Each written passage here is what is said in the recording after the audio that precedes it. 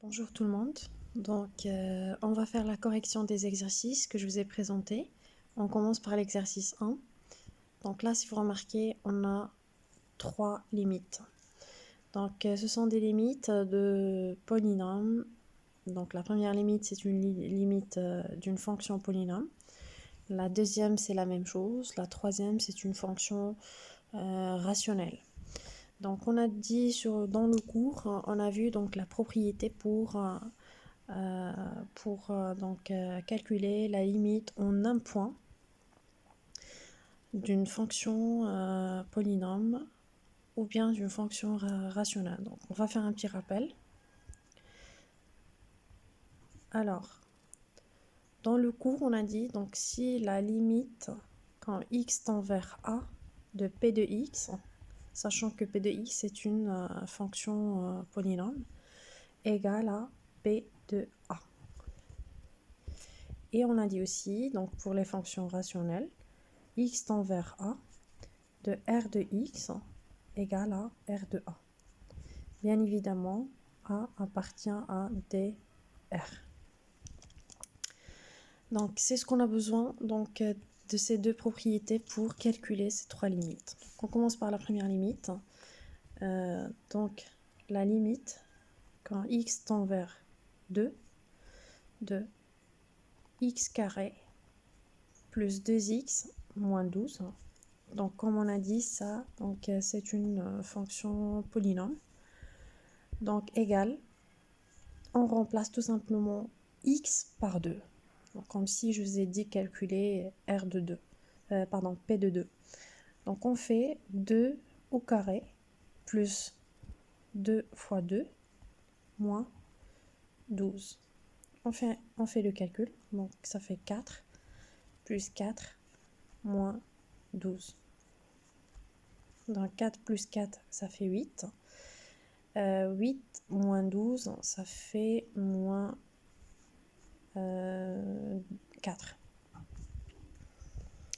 Et voilà, on a calculé la limite quand x tend vers 2, de x carré plus 2x moins 12.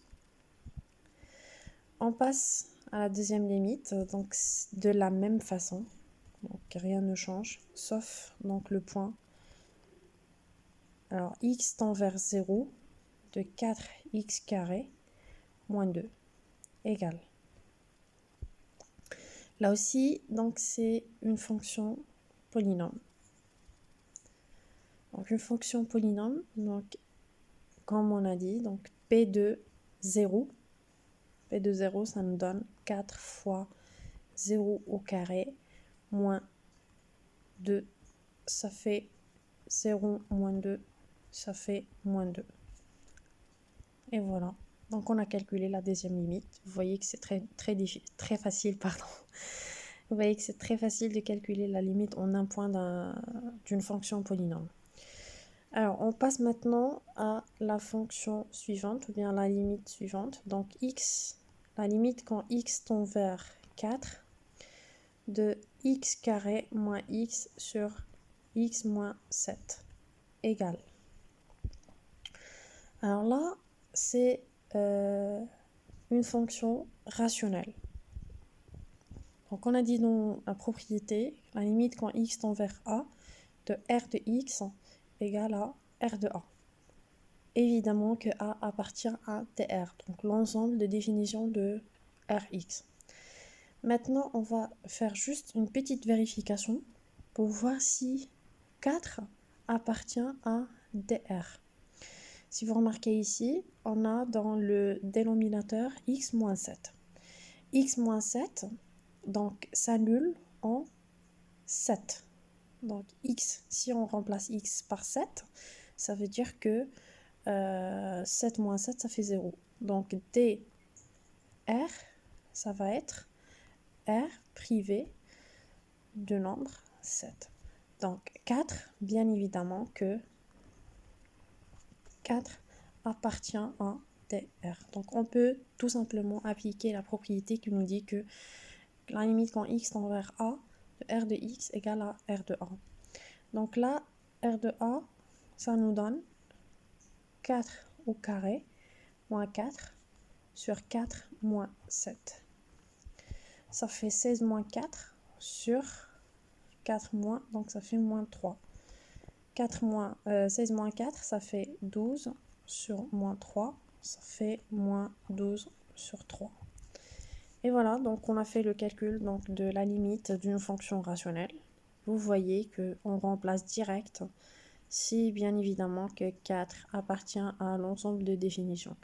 Donc là, dans cet exemple, appartient dans l'ensemble de définitions, on remplace directement sur x par 4. Ici, on remplace x par 0. Ici, on remplace x par 2. On passe au deuxième exercice. Donc, on a une fonction f définie par f de x égale moins 2x carré plus 1 si x supérieur ou égal à 0. Et on a f de x égale à x à la puissance 3 plus 2 si x inférieur à 0. Donc ça, c'est une fonction, comme je vous ai indiqué au cours, c'est une fonction qui est définie par morceau. Donc pour les valeurs qui sont supérieures ou égales à 0, voilà la définition de f. Si les valeurs, donc x inférieures à 0, donc pour les valeurs qui sont inférieures à 0, voilà donc f de x. Donc dans la question, on nous demande de calculer la limite à gauche de 0, donc 0 moins de f de x, et la limite à droite de f de x. On commence par la limite quand x tend vers à 0 moins. Donc la limite quand x tend vers 0 moins de f de x. Un petit rappel, donc on a dit 0 moins, ça veut dire que ce sont les valeurs qui sont inférieures à 0. Donc 0 plus, ce sont les valeurs qui sont supérieures à 0. Donc ça, on dit que c'est gauche et ça, c'est à droite. Donc, pour calculer cette limite, on doit choisir. Donc, est-ce qu'on va prendre cette fonction ou bien cette fonction? Donc, comme on a dit, 0 moins, ce sont les valeurs qui sont inférieures à 0. Donc là, on passe directement à cette partie de la fonction, à ce morceau. Donc c'est x inférieur à 0. Donc évidemment qu'on va calculer la limite ici et pas ici. Parce que ici, ce sont les valeurs qui sont supérieures. Moi, je veux calculer la limite à gauche de 0. Donc à gauche de 0, ça veut dire que je dois choisir cette fonction. Donc la limite quand x tend vers 0 moins de f de x égale la limite quand x tend vers 0 moins de x à la puissance 3 plus 2.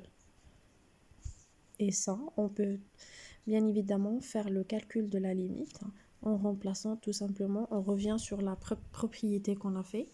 Donc la limite en un point de p de x égale à p de a, puisque f de x, c'est un polynôme. Donc x à la puissance 3 plus 2. Donc ça nous donne 0 à la puissance 3 plus 2, ça fait 2. De la même manière, on fait le calcul de la limite quand x tend vers 0 plus de f de x égale. Donc la limite de 0 plus, donc 0 plus on a dit ce sont les valeurs qui sont supérieures à 0. Donc supérieures à 0, ça veut dire que je dois choisir f égale à moins 2x carré plus 1. Donc je dois choisir cette partie pour calculer cette limite, parce que je précise que ce sont les valeurs qui sont supérieures, donc à droite de 0. Donc à droite de 0, donc ça revient à la limite en 0 plus de moins 2, donc moins 2x carré plus 1 égale. Donc je précise, cette notation, on peut noter donc la limite quand x avec un petit flèche 0 plus, ou bien on met la limite tout court 0 plus. Donc ça aussi c'est une notation qu'on accepte. Par exemple ici, si on veut mettre de la même notation, on met la limite tout court 4. Ça c'est juste une précision. Alors on remplace 0, donc ça nous donne moins 2 fois 0 au carré plus 1. Donc par la suite ça revient, on ne s'intéresse pas si c'est 0 plus ou 0 moins puisque c'est un polynôme, donc on remplace tout court par 0. Ça nous donne 1. La deuxième question, c'était est-ce que f admet une limite? Donc, si vous vous rappelez, on a dit donc le théorème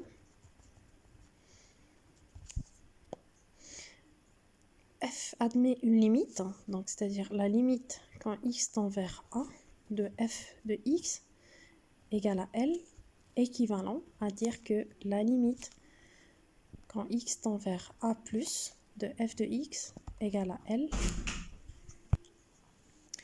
et la limite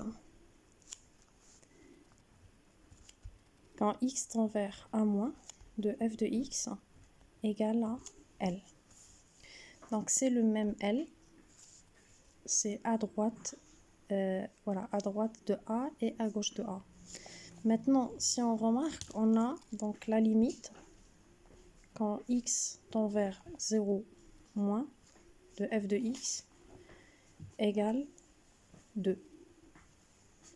La limite, donc la limite quand x tend vers 0 plus de f de x égale 1. Évidemment que ce sont deux limites donc, qui sont différentes. Donc 2 est différent de 1. Donc f n'admet pas une limite à 0. On se retrouve après pour continuer les exercices. Donc il nous reste l'exercice 3 et l'exercice 4.